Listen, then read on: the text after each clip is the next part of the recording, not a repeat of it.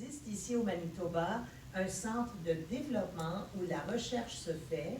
Il est branché sur les universités, sur des centres de recherche de renommée mondiale, dans le domaine agroalimentaire, mais aussi du côté functional foods en français, c'est quoi des produits? L'alimentation fonctionnelle. Oui, l'alimentation fonctionnelle. Le Manitoba est probablement un champion au niveau international. Alors c'est ça, c'est les aliments comme des médicaments finalement, c'est les produits. Les œufs, oméga 3, Oui.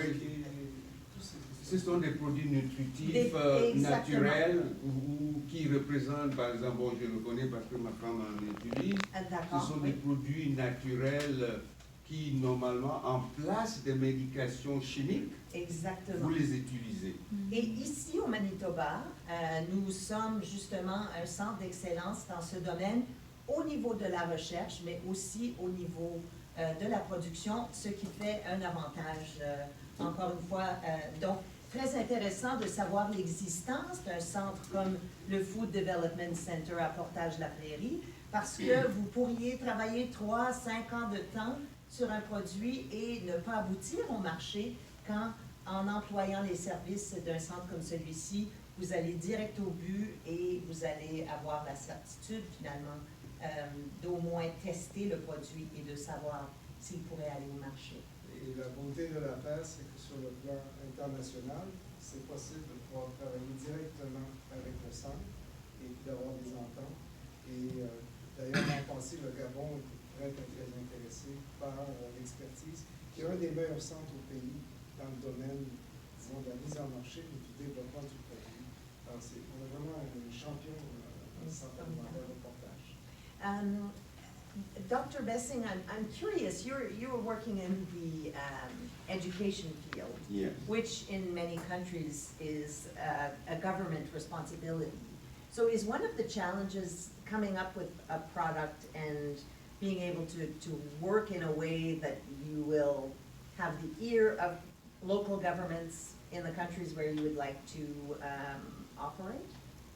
Of course, there will be a challenge. Like I said, there is always everything was coming from the West. They're trying to understand, first of all, what you mean. What's the goal?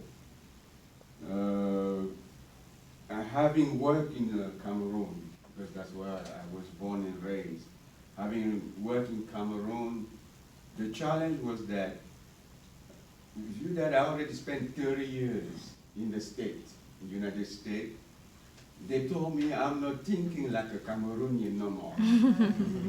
and that's right, you are not.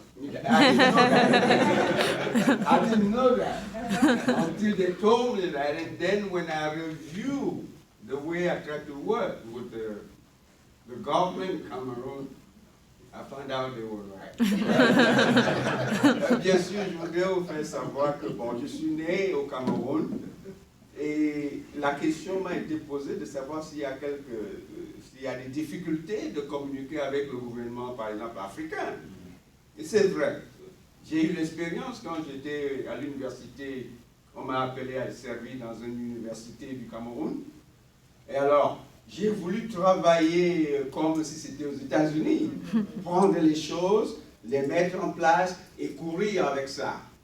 Ils m'ont dit non, tu ne penses plus comme un Camerounais, tu penses comme un Américain, toi. Nous, on ne fait pas ça. Alors, c'est là alors que nous devons apprendre à traduire la mentalité qui nous vient de l'Ouest pour que l'Afrique puisse recevoir ça dans l'eau froide. D'accord.